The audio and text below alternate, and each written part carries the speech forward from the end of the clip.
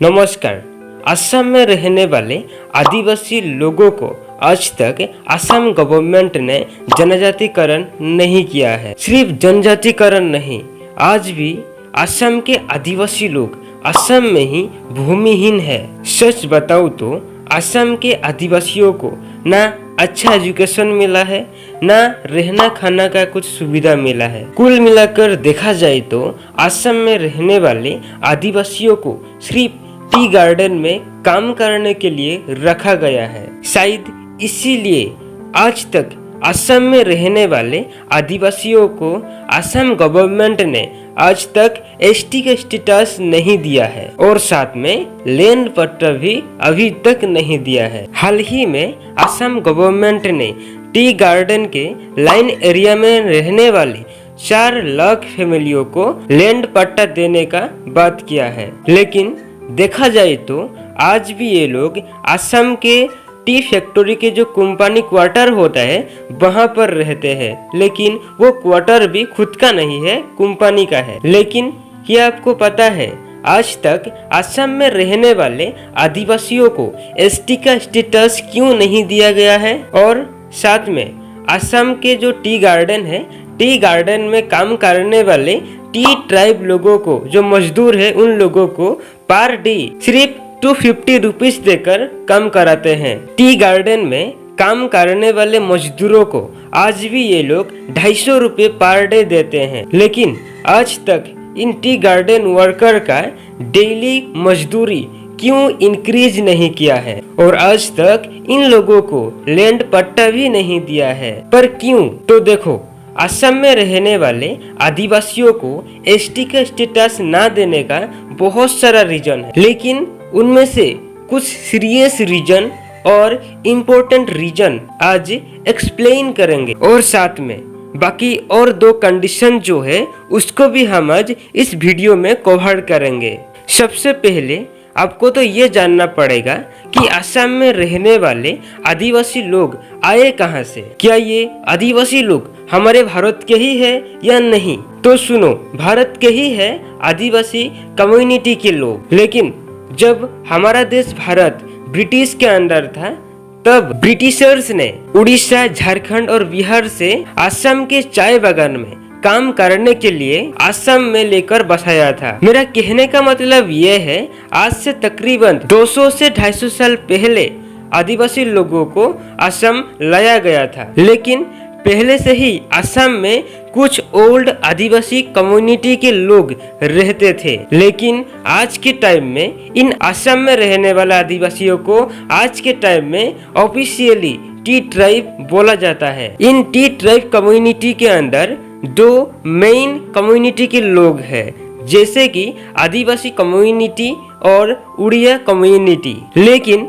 आदिवासी community में भी बहुत सारा छोटा छोटा ट्राइब है, जैसे कि उराउन, मुंडा, सावताल, खरिया एक्सेट्रा। इस टाइप के ट्राइब यहाँ पर आपको देखने को मिलेगा। और उड़िया कम्युनिटी में भी आपको बहुत सारा छोटा छोटा ट्राइब आपको देखने को मिलेगा, जैसे कि बिरहौर, कंढो, प्रोजा, भूमिज, ऐसे करके बहुत सारा ट्राइब उड़िया कम्युनिटी में भी है। देखा जाए तो मैं आपको जो अभी जितना भी ट्राइब का मैं नाम लिया या जितना भी मैं आपको कम्युनिटी के बारे में बोला, इन सारे कम्युनिटी और ट्राइब भारत ओरिजिन है और साथ में ऑल इंडिया शेड्यूल्ड ट्राइब है। लेकिन नॉर्थ ईस्ट असम में इन लोगों को आज तक एसटी का दर्जा नहीं दिया गया है। जब किसी गवर्नमेंट किसी भी ट्राइब या किसी भी कम्युनिटी को एसटी देने का बात करता है, तब सबसे पहले देखा जाता है कि ये ट्राइब या कम्युनिटी भारत ओरिजिन है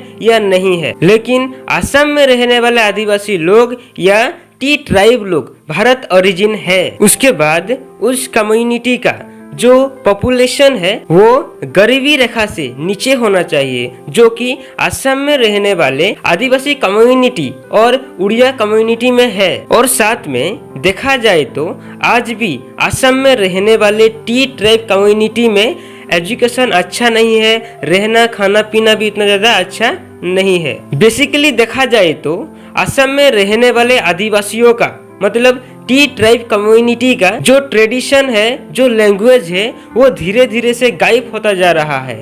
उसी को बचाने के लिए ये असम में रहने वाले आदिवासी और टी ट्राइब कम्युनिटी के लोग एसटी का मांग कर रहे हैं। अगर देखा जाए तो असम में रहने वाले आदिवासी और टी ट्राइब कम्युनिटी के जो एसटी होने का जो क्राइटेरिया होता है, वो सारा क्राइटेरिया फुलफिल करके रखा है, लेकिन अभी तक इंडियन गवर्नमेंट ने अप्रूव नहीं दिया है, यानी एसटी का दर्जा नहीं दिया है। सालों से रहने वाले असम के टी ट्राइब कम्युनिटी के लोग असम गवर्नमेंट के खिलाफ बहुत सारा आंदोलन तो किया है, लेकिन कुछ भी रिजल्ट अभी तक नहीं मिला है। हाल ही में 2 से 3 लाख पॉपुलेशन का एक आंदोलन था, जो कि डिब्रूगढ़ में हुआ था, तिनसुकिया में भी हुआ था और ढेकियाजुली में भी हुआ था। वहाँ पर लाख लाख पीपल रोड पर आकर आंदोलन कर रहे हैं। लेकिन देखा जाए तो ये जो प्रतिवाद हो रहा है असम में अभी, ये प्रतिवाद सिर्फ एसटी के लिए नहीं हो रहा है,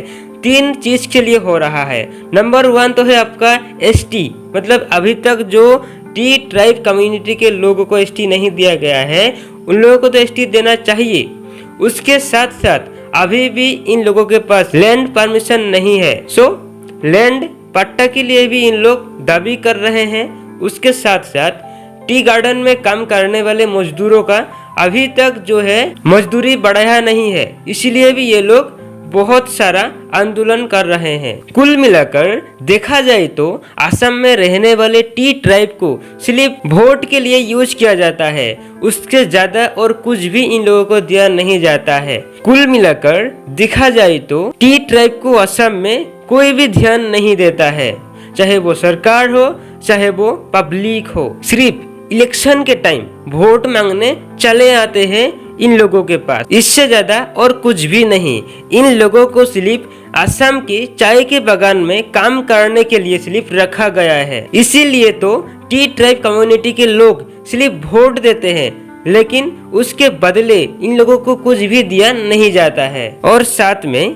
टी ट्राइब कम्युनिटी के लोग ऐसे ही गरीब रहे, एजुकेशन ना हो इन लोगों के पास, इसीलिए जो टी गार्डन का जो वर्कर है उन लोगों का मजदूरी नहीं बढ़ाते हैं। अगर असम में रहने वाले टी ट्राइब कम्युनिटी के जो टी गार्डन वर्कर होते हैं, उन लोगों का अगर मजदूरी बढ़ाया दिया गया, तब क्या होगा कि इस कम्युनिटी शायद बहुत ज्यादा आगे चला जाएगा। इस डर से शायद आज भी इन लोगों को छुपाया गया है और साथ में बैकवर्ड क्लास में रखा गया है। फिर से बोल देता हूँ, असम में रहने वाले आदिवासियों या टी ट्राइब कम्युनिटी को इतना जल्दी एसटी का स्टेटस नहीं देगा, लैंड पट्टा भी इतना जल्दी नहीं देगा, और साथ में जो मजदूरी है वो भी अभी इंक्रीज नहीं करेगा। अगर ये सब कर दिया फुलफिल, तब असम में रहने वाले tea garden worker, T tribe community और आदिवासी जितने भी लोग हैं असम में,